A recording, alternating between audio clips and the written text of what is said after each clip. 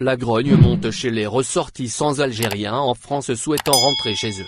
Ils dénoncent au micro de Sputnik une opération de rapatriement menée de manière opaque, désorganisée, voire corrompue par la diplomatie algérienne et la compagnie nationale Air Algérie.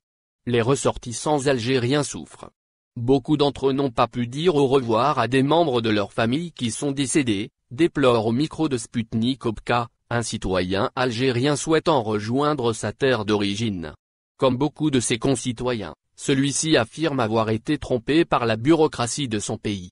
De concert avec l'appareil diplomatique algérien, la compagnie nationale Air Algérie a lancé, du 23 décembre 2020 au 31 janvier 2021, une large entreprise de rapatriement des nationaux algériens vers leur terre d'origine. L'État algérien avait promis à ses nationaux la réouverture temporaire de ses frontières, le temps d'organiser un rapatriement. Cette opération concerne à peu près 25 000 individus, d'après les listes officielles mises en place par les consulats d'Algérie en France, en Espagne et en Allemagne, mais aussi au Canada et aux Émirats arabes unis. Un chiffre en deçà des attentes de ces nationaux algériens, en particulier en France, selon plusieurs ressortissants. Des consulats débordés par les demandes de rapatriement, tout avait pourtant l'air simple. D'après les autorités algériennes, les ressortissants souhaitant se rendre dans leur pays pouvaient s'inscrire auprès du consulat le plus proche de leur lieu de résidence. L'administration devait ensuite les contacter pour leur indiquer la date de leur retour, leur permettant ainsi d'acheter leur billet d'avion dans le cadre des vols prévus dans l'opération de rapatriement. Mais cette dernière est loin d'être un long fleuve tranquille. Je suis allé au consulat de Marseille pour faire ma demande de résiliation de carte consulaire en vue d'un déménagement en Algérie, dans le laps de temps prévu par l'opération d'Air Algérie. Je n'ai même pas pu entrer dans le consulat, car celui-ci a fermé ses portes du fait des trop nombreuses personnes souhaitant déposer leur dossier, explique Opka d'un ton résigné.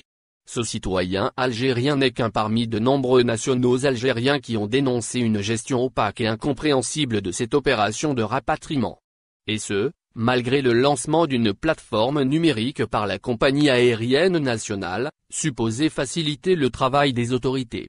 Un rapatriement au prix fort. Ceux qui ont bravé les files interminables des différents consulats se sont pourtant heurtés à la bureaucratie. Comme Farah, une jeune Algérienne dont le dossier est désormais introuvable. Il a dû finir à la poubelle, c'est une honte, suspecte la ressortissante algérienne. Les cas semblables à ceux de Farah et d'Opka sont légion.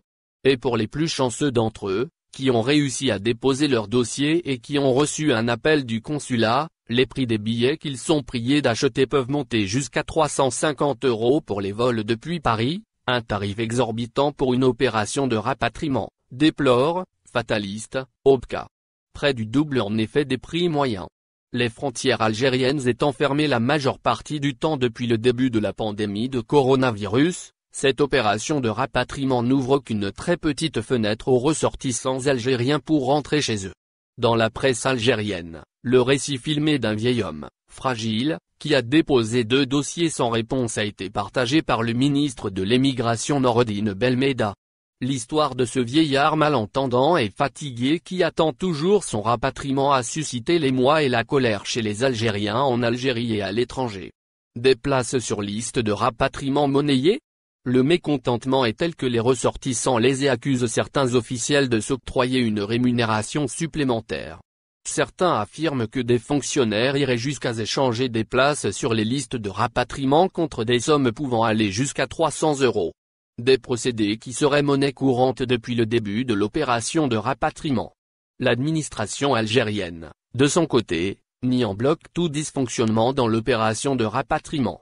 Les appels que nous avons passés au consulat algérien à Paris et à l'ambassade sont restés lettres mortes.